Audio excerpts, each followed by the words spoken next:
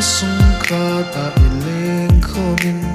Nunnuam sawl vang hei khawm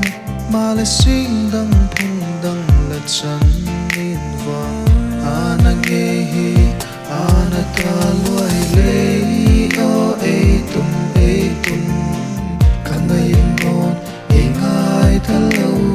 ngei o tum Khawsung sawl vang hei mai tang khadi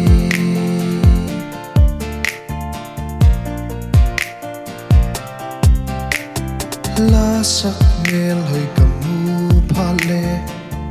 lenlai mitthan alang male kau ki thei lo nunlui te ngei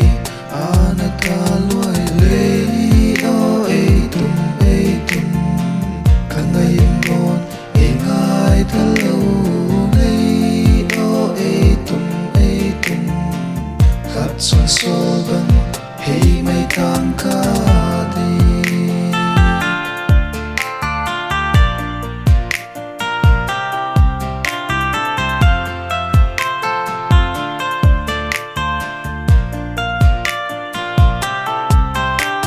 sing dang phung dang la tun phale Liangthei kei gel da tat nung hei lo din chia mai in o di Damtakin o mangpha mai tan lei o tum